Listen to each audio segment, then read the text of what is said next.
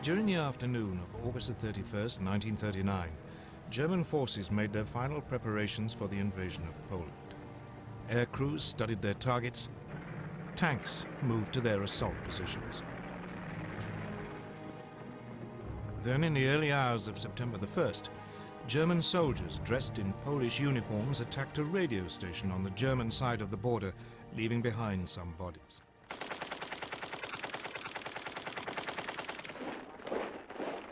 This was the aggression which Hitler later used to justify his attack.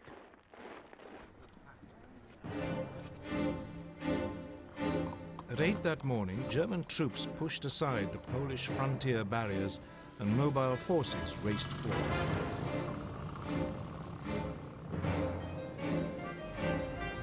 2 days later, on September the 3rd, Britain and France declared war, honoring their promise to stand by Poland. But by then, the Poles were in deep trouble. They were not only outnumbered, but facing a new form of warfare for which they were ill-prepared. Blitzkrieg.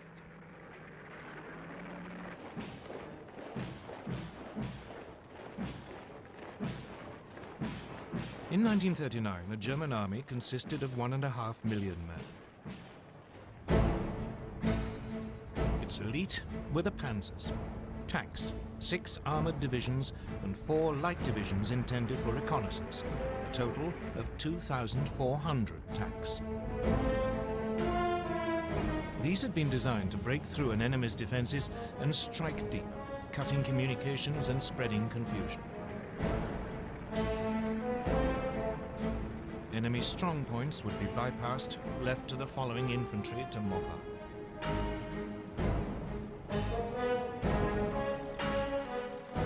The new German Air Force, the Luftwaffe, was also designed for Blitzkrieg. It had 2,500 aircraft lined up against the Poles. The most notorious was the Junkers Ju-87 Stuka dive bomber. It was a form of flying artillery, making pinpoint attacks in support of the fast-moving ground forces. The Poles could muster just 600 planes. On the ground, it was just as bad. Poland's army was just 500,000 strong. It had only 880 tanks. It even had 11 brigades of cavalry, lances and horses against armor. But it wasn't just numbers that gave the Germans their advantage. They used their panzers in a radically new way, as separate, hard-striking units. The Polish tanks were dispersed to support their infantry. The Poles' task had been made even more difficult by the German takeover of Czechoslovakia. The west of the country, including the capital Warsaw, was now surrounded on 3 sides by German-controlled territory. This geographical advantage was essential to Germany's grand plan. The task of the first thrust of the tanks was to create an initial breakthrough. But actually winning the war depended on deep pincer movements designed to surround and crush the enemy. These would come from Army Group North under General Fedor von Bock. He would launch 2 thrusts from northeast Germany and East Prussia. Army Group South under General Gerd von Rundstedt would launch 2 more from Silesia and Slovakia. The aim would be for the pincers to meet near Warsaw and Brest-Litovsk.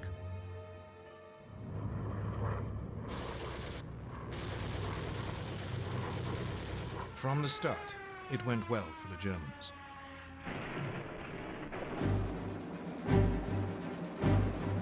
The Polish Air Force was effectively eliminated within the first 2 days.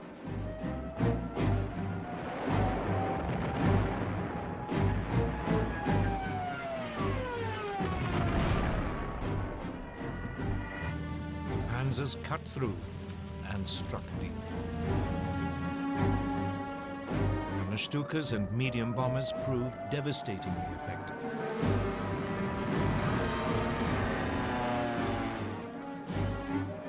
The Poles were sliced apart, pinned into pockets which yielded vast numbers of prisoners.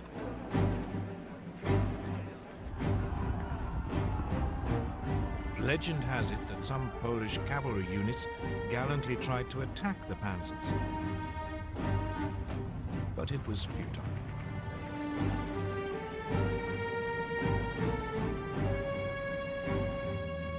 They were just brushed aside.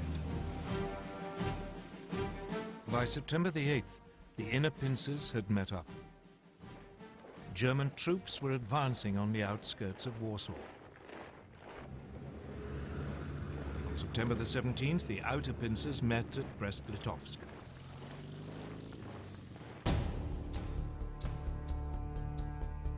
On the same day, Soviet forces crossed the eastern Polish frontier as part of the agreement reached between Hitler and Stalin in the Nazi-Soviet pact. The Polish army was now in full retreat, its government fleeing abroad. Warsaw, however, fought on.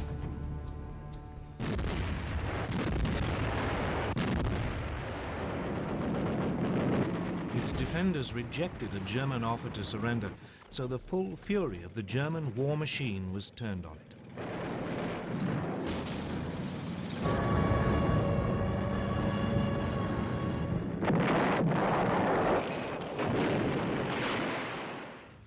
Watching it all was Adolf Hitler, who had followed close behind his conquering army.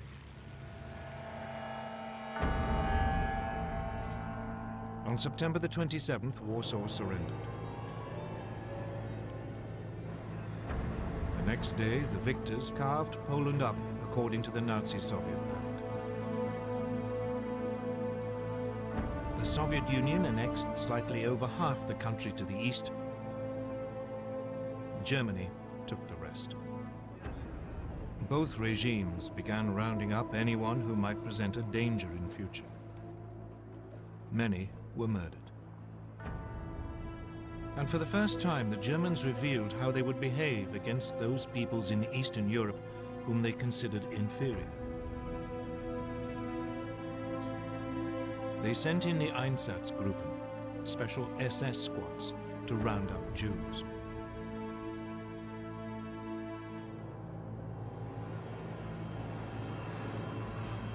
Most were forced into ghettos in the major cities, where they would be starved to death. Others were executed on the spot.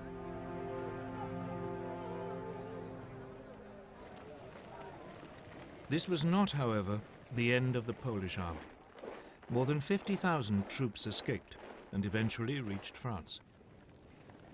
There, a provisional government had been formed by General Władysław Sikorski. The Poles would fight on bravely from abroad.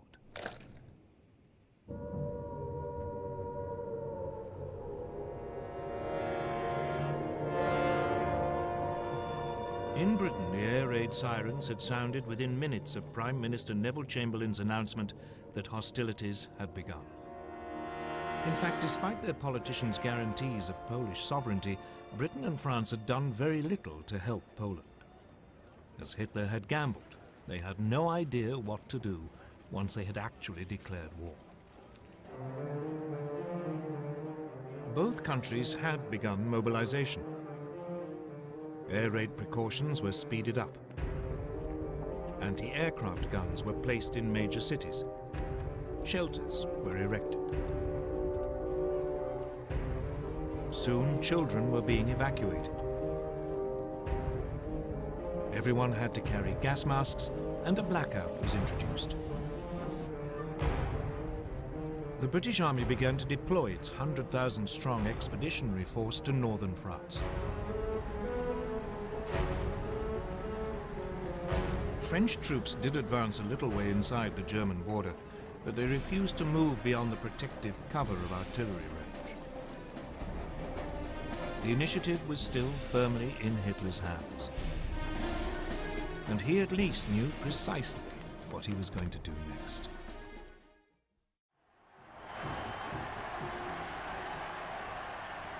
The Blitzkrieg against Poland had been a stunning success for Adolf Hitler. He had subdued an entire country in less than 4 weeks, and he was hungry for more. So he ordered his generals to plan to attack the British and French in November 1939, less than 2 months after the fall of Poland. His general staff was appalled.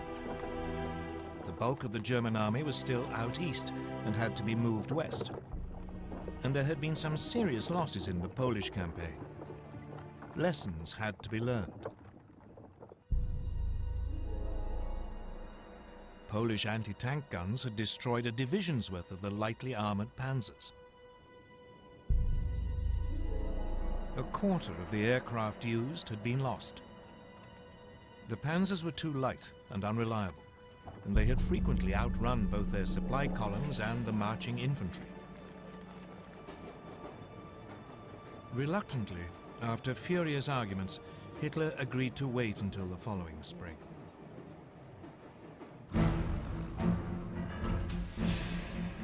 Meanwhile, his enemies were also learning lessons. Britain had thought that bombers would be a key weapon in the coming conflict.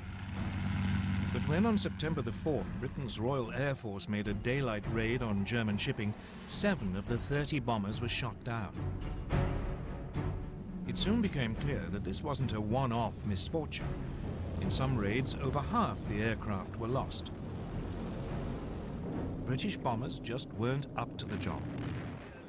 So the RAF switched to night raids, and they decided to drop not bombs but leaflets, so as not to provoke retaliation.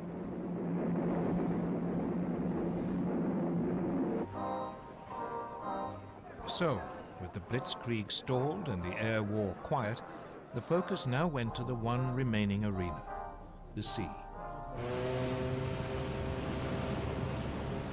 Germany's navy was still in the middle of an ambitious building program that wasn't due to finish until 1948. The commander of its submarine arm, Admiral Karl Dönitz, planned to cut Britain's supply routes across the Atlantic. For this, he wanted 300 ocean-going submarines, but he had just 38. Nevertheless, Dönitz ensured that all available U-boats were at sea on September the 3rd, the first day of the war against Britain. That evening, believing it to be an armed merchant cruiser, U-30 sank the liner Athenia without any warning.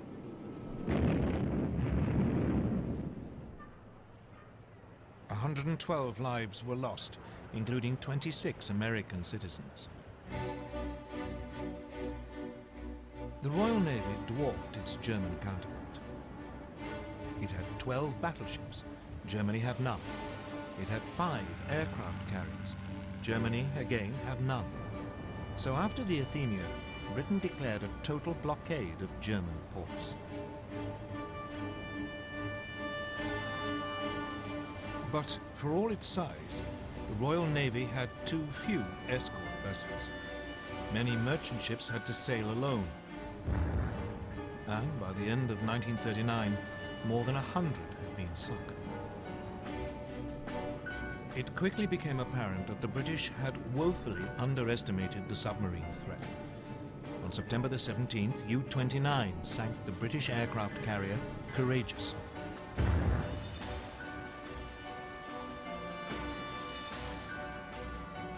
On October the 14th, the battleship Royal Oak was sunk when U-47 slipped through the defenses of the British main fleet base at Scapa Flow in the Orkneys.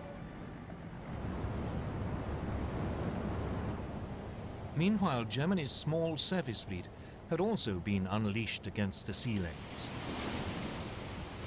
In the North Sea, the battlecruisers Scharnhorst and Gneisenau intercepted a convoy on November the 22nd.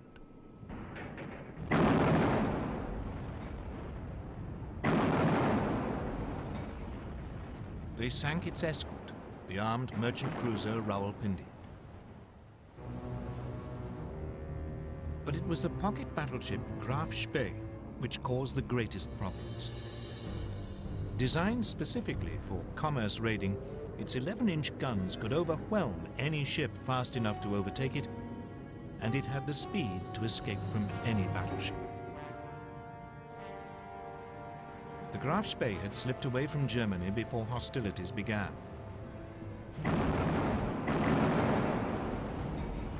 Soon it was cutting loose in the South Atlantic and Indian Oceans. Finally, 3 British cruisers, Exeter, Ajax and Achilles, intercepted it off the River Plate on the east coast of South America.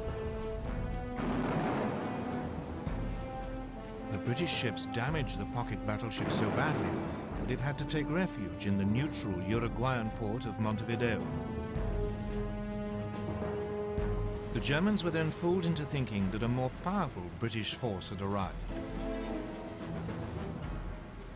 When the Graf Spee was commanded to leave port, her captain scuttled her rather than risk annihilation.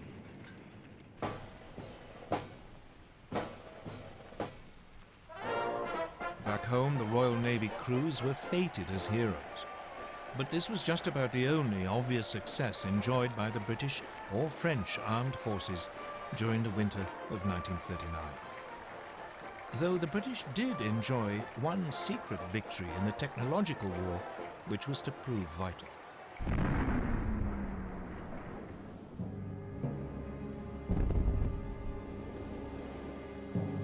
As soon as the war began, Britain began to lose large numbers of ships to German mines.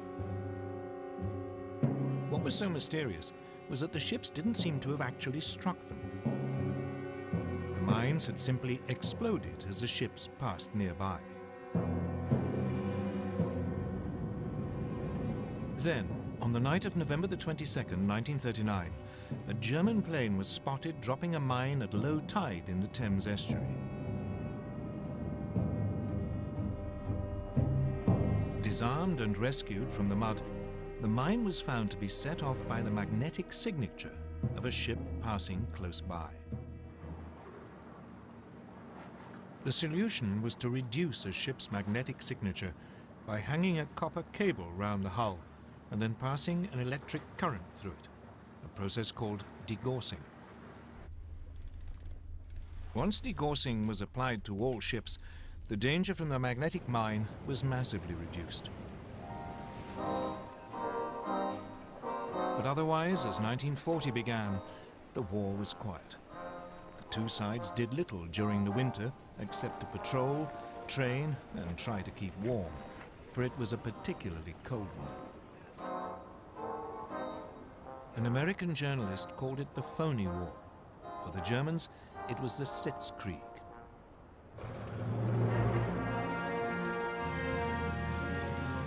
In the spring, the British Expeditionary Force took up its position towards the left of the front on the Belgian border.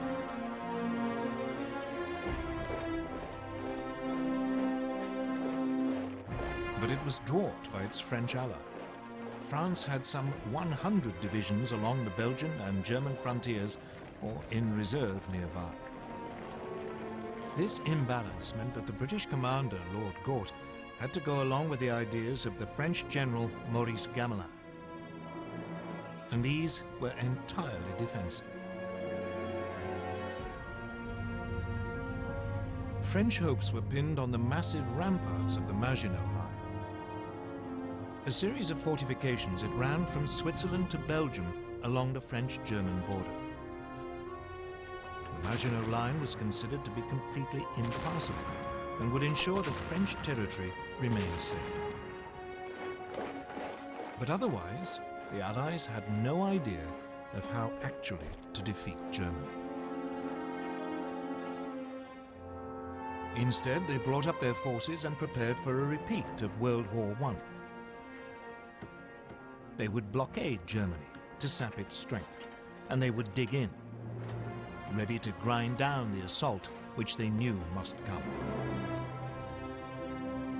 None of their commanders seemed to consider that the Germans might have totally different ideas, or that the next moves might come in a completely different arena. Scandinavia.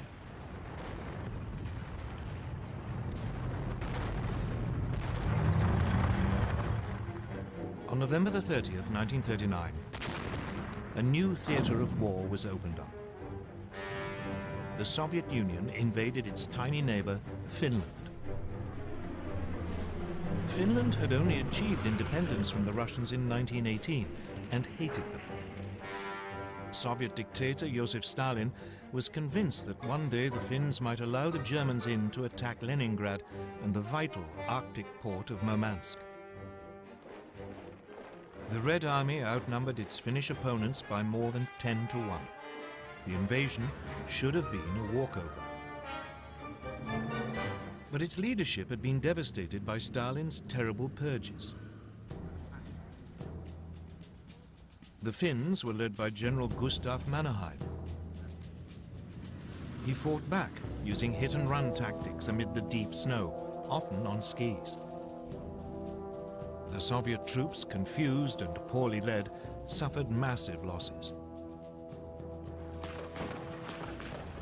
Finland's gallant resistance caught the imagination of the British and French. Soon they were planning to send help via Norway and Sweden.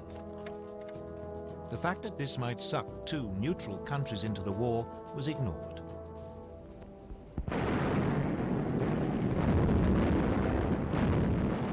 But a renewed Soviet offensive at the beginning of February broke the Finnish defensive line. In early March, the Finns had to cede territory to Stalin. By now, Hitler too had become interested in Scandinavia. The Nazi war machine relied on iron ore from Sweden. In the winter months, the only way it could get to Germany was via the Norwegian port of Narvik. If the Allies landed in Norway, this vital supply could be cut off. So he ordered plans to be prepared for an invasion of Norway. Denmark, which was in the way, would also have to be seized. The Norway theatre heated up on February the 16th, 1940. The British destroyer Cossack boarded the German supply ship Altmark in a Norwegian fjord to release prisoners.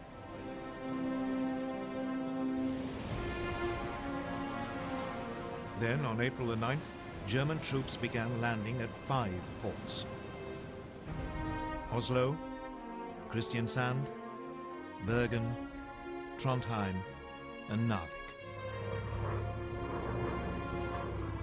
At the same time, men of their newly formed German parachute division seized Stavanger and Oslo airfields. The Norwegian defenders were swiftly overwhelmed, as were the Danes. German forces occupied their country within 24 hours. In Norway, the Germans moved swiftly to link up their beachheads and seize all the major towns. In the air, the Luftwaffe had total control. The Allies now responded. A landing force was dispatched to recapture Narvik. French and Norwegian forces achieved this on May the 28th. But a substantial German force was now approaching. So 6 weeks later, the Allies abandoned Norway to its fate.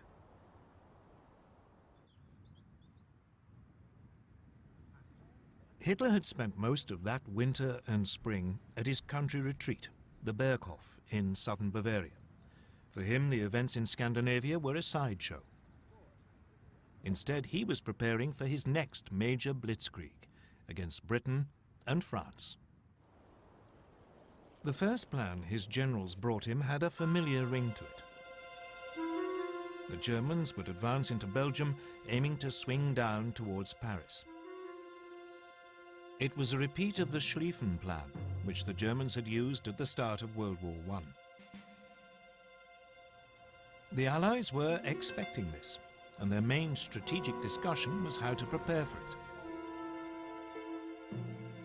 When the Germans attacked, the Allies planned that their forces west of the Maginot Line would swing forward into Belgium to hold them on the shorter and more defensible line of the rivers Dyle and Meuse.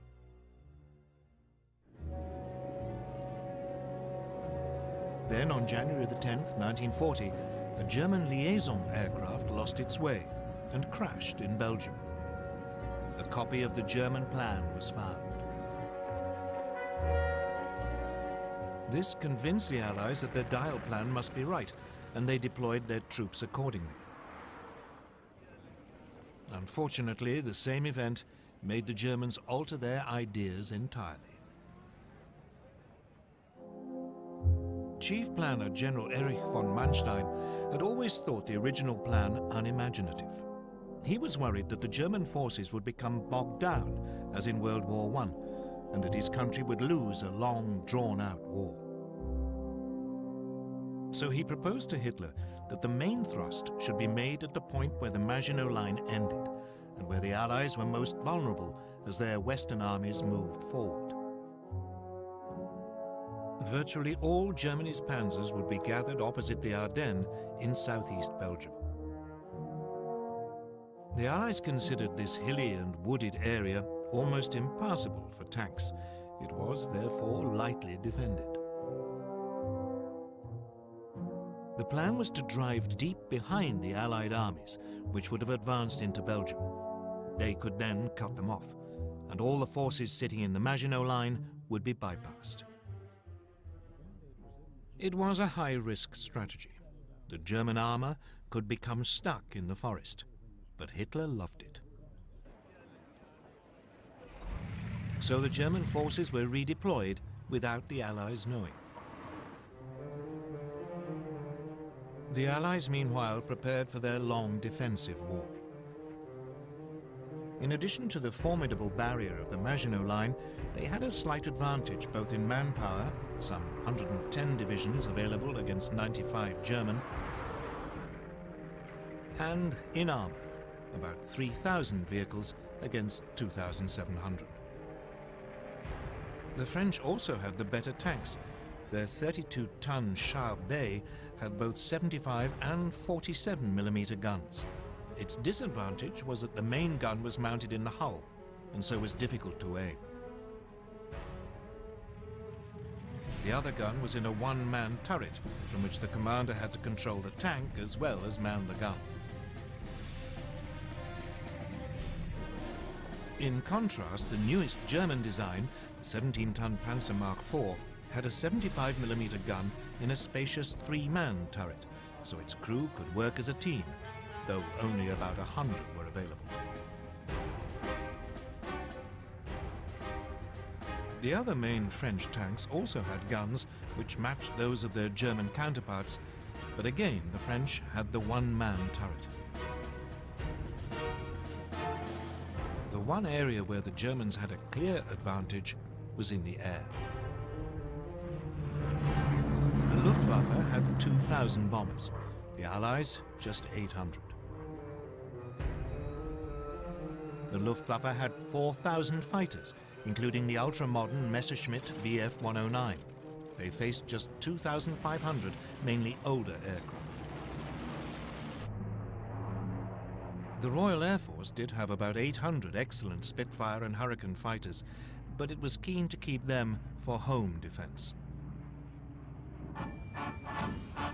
But the main difference between the two armies was in philosophy. Everything the Germans did was focused on the possibilities of blitzkrieg. All their armor was grouped in 10 independent panzer divisions. But the French were preparing for a repeat of the static fighting of World War I. They saw tanks as infantry support and distributed them piecemeal instead of concentrating them. They had noticed the success of Germany's panzers in Poland, so they were assembling 3 armored divisions. But by the start of hostilities, none was fully operational. 2 totally different ways of military thinking were about to go head-to-head. Blitzkrieg against static warfare. summer of 1940 would soon show which was correct. On May the 10th, 1940, Winston Churchill became Prime Minister of Britain. He couldn't have picked a worse day. That was the day Hitler chose to launch his blitzkrieg against France and Britain. At dawn, a whole German airborne division parachuted into Holland to seize bridges and airfields. Simultaneously, the massive Belgian fortress of Eben-Emael was assaulted. Paratroop engineers were dropped on top by swooping German gliders. They swiftly silenced its guns. Meanwhile, the Luftwaffe attacked Dutch and Belgian air bases. Then the frontier barriers were pushed aside. And Hitler's Army Group B, under General Fedor von Bock, now drove into Holland and Belgium.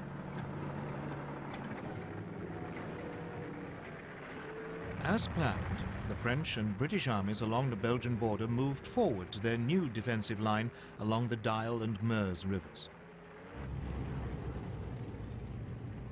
But none of the Allied commanders seemed to have noticed that German Army Group A, which had the bulk of the panzers, after brushing aside the Belgian frontier troops, had now begun driving through the hills and woods of the Ardennes to their south.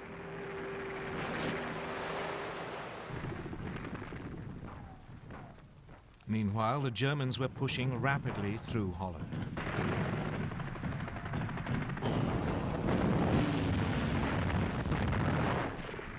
The obsolete Dutch army was no match for the highly tuned German war machine. And it was under continual heavy air attack by the Luftwaffe, which roamed the skies unchallenged. On May the 14th, the Germans demanded the surrender of the port of Rotterdam.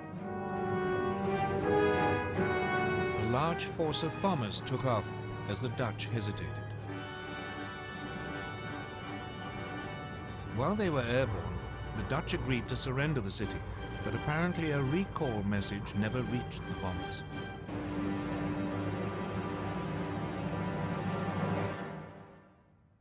Rotterdam was devastated. The Dutch capitulated the next day.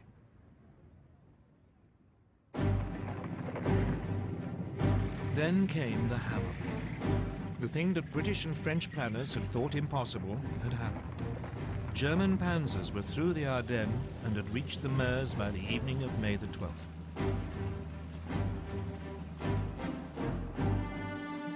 Among the first to arrive at Sedan, well north of the Maginot Line, were the men of the 19th Panzer Corps, commanded by General Heinz Guderian, fresh from the triumphs in Poland.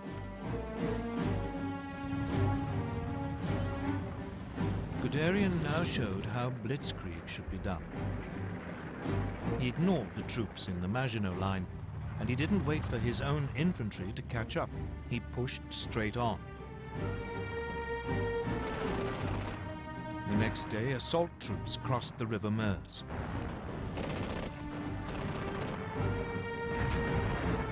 Engineers began building bridges for the armor while under heavy French fire.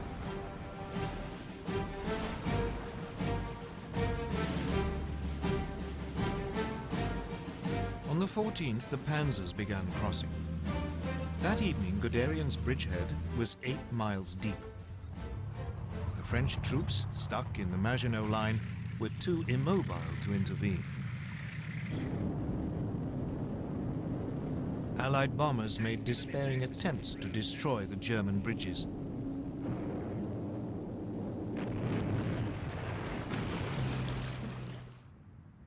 But most were shot down.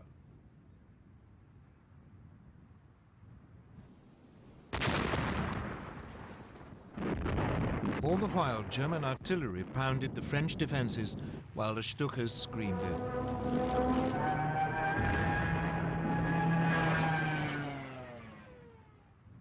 Just 3 days after the attack had been launched, the French defenders around Sedan broke. Guderian's panzers began racing westwards.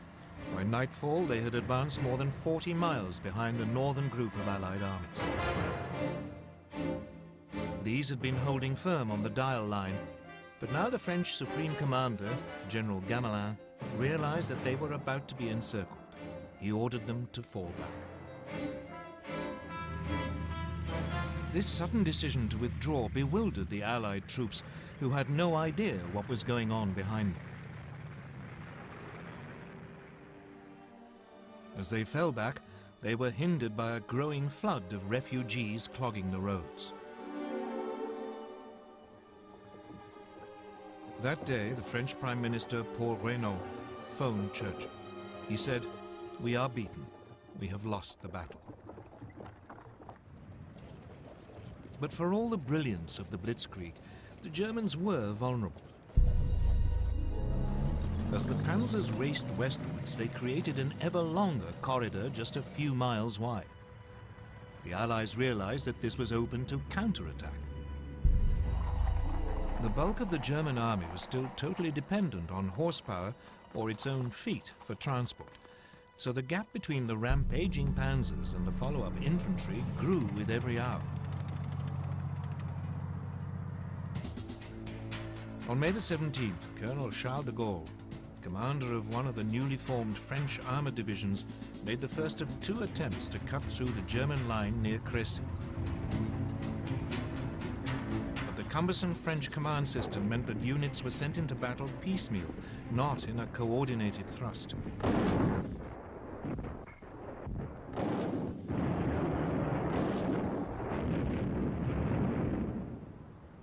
The Germans had little difficulty warding off both attacks, inflicting heavy casualties.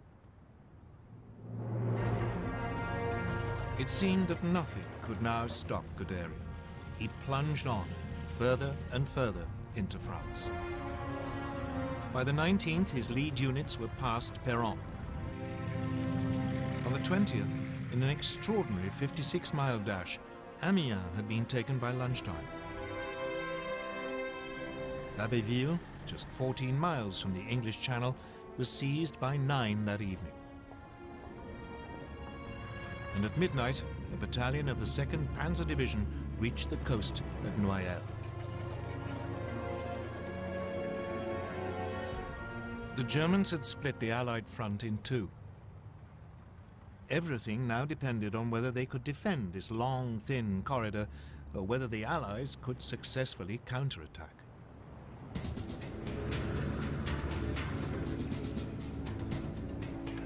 So now the British got ready to break the German lines. On May the 21st, 2 armored battalions prepared to launch an attack south of Arras. The British tanks were even more unsuited to fast-moving armored warfare than the French. Their most effective machine, the Matilda II, had been designed for infantry support. Though well-armored, it was slow and undergunned.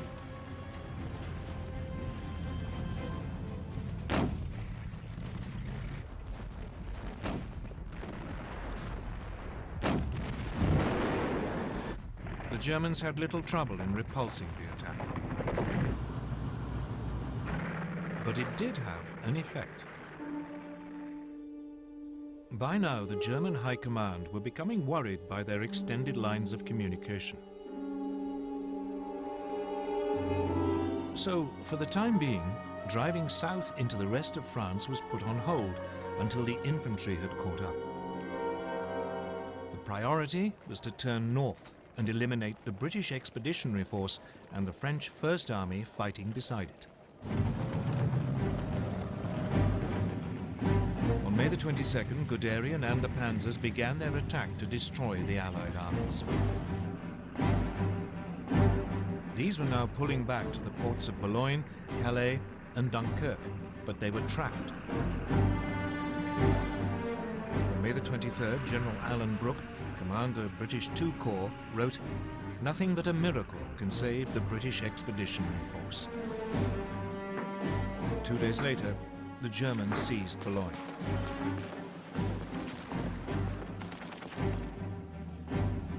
it was beginning to look as if even a miracle would be too late.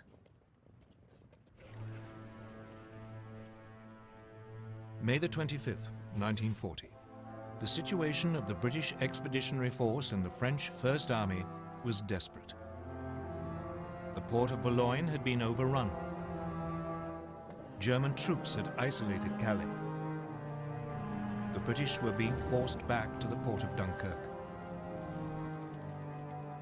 Lord Gort, the British commander, advised his government that the only hope of saving even a fraction of his troops was to organize an evacuation by sea. But as the dive bombers screamed down and the panzers were poised for the final assault, evacuation seemed a forlorn hope. The British anticipated that Dunkirk would be overrun within a day. But unknown to the British, Hitler and the German High Command had made a decision which was to save them from total annihilation. The Germans were only too aware that their panzer crews were exhausted and their machines needed urgent repairs.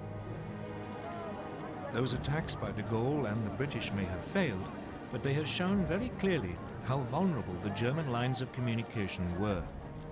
This was the great weakness of blitzkrieg. So the High Command made a fateful decision. It decided to stop the panzers' advance to save them from further damage and wait for the infantry to come up.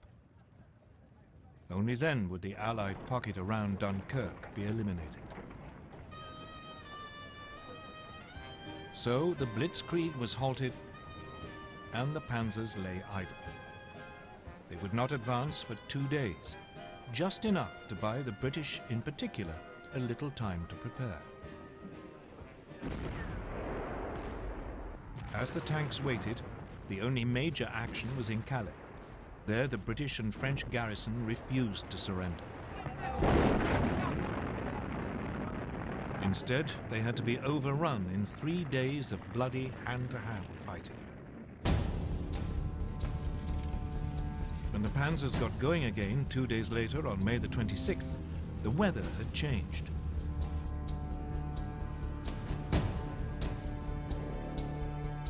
The Germans became bogged down in the heavy rain, again giving the Allies more time. So it was that at 7:57 p.m. on May the 26th, Vice Admiral Bertram Ramsay, flag officer commanding Dover, received a signal that he was to put Operation Dynamo into action. Operation Dynamo was a plan to withdraw the British Expeditionary Force by sea. He had prepared it more in hope than expectation that it could ever be used. The following day, a makeshift fleet of destroyers, tugs, and passenger ferries crossed the English Channel. But by the end of the day, less than 8,000 of the over 300,000 troops at Dunkirk had been rescued.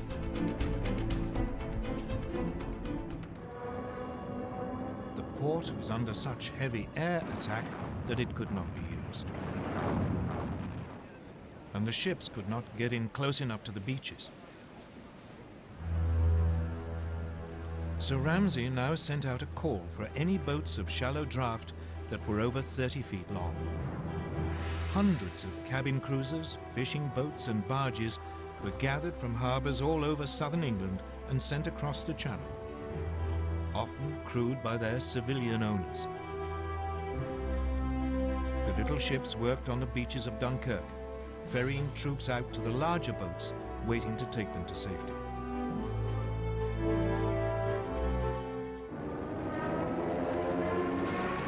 All the time, they were under constant air attack. The British Air Force threw every fighter it possessed into the battle to drive the Luftwaffe off.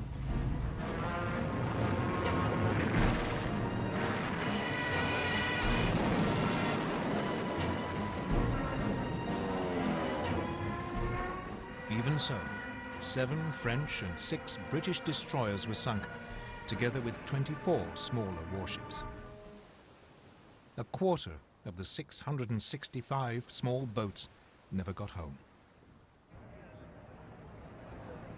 But when the evacuation was halted on June the 4th, over 300,000 men, 41% of them French, had been rescued.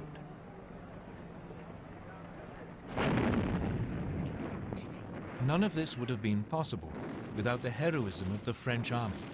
It played a vital role in slowing down the German advance.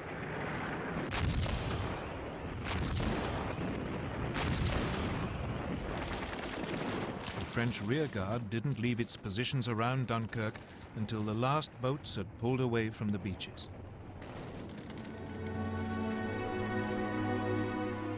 One British officer compared them to the last stand of the Spartans at Thermopylae.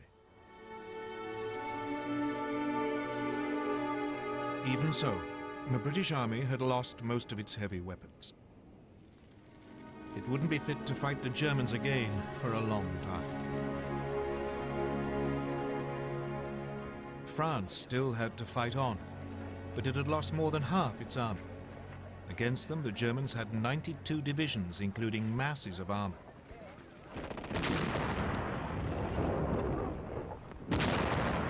At 4 in the morning of June the 5th, a short bombardment began the final destruction of France.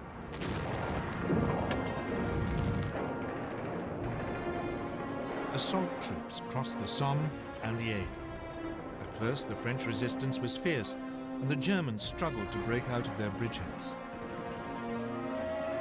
But, once again, the Luftwaffe helped crush the defenses. Soon the panzers were pushing south, and the trickle of surrendering French troops turned into a flood. By the 9th, the panzers had reached the River Seine, and the infantry were only a few hours behind. Once across the river, the Germans fanned out into the interior of the country.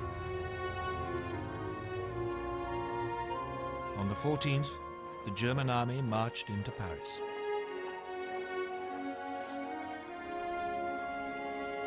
The swastika was raised on the Eiffel Tower.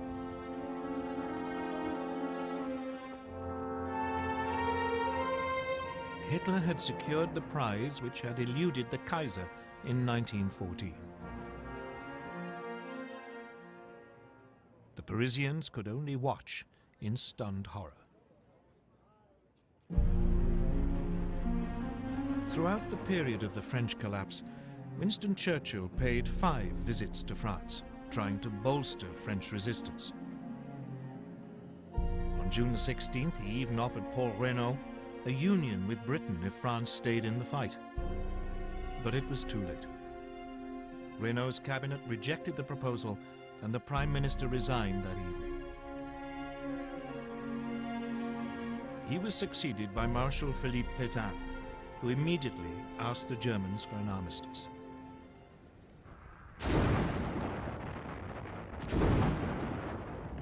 It was only now that the Germans finally began to attack the Maginot Line, which had been left isolated. After a heavy artillery bombardment, the French defenders offered only token resistance before the German troops occupied the forts.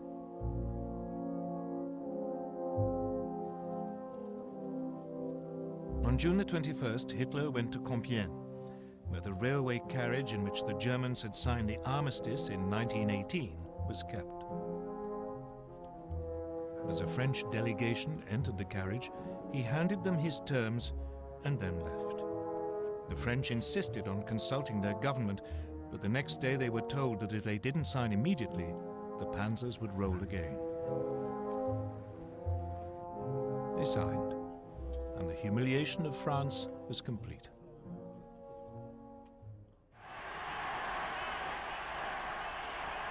For Hitler, his control of Western Europe seemed absolute. He felt sure that Britain must now seek peace, and that soon he could turn to the next stage of his master plan. But even though the Blitzkrieg had achieved so much so fast, it hadn't won him the war. The British, battered and wounded, had escaped to fight another day.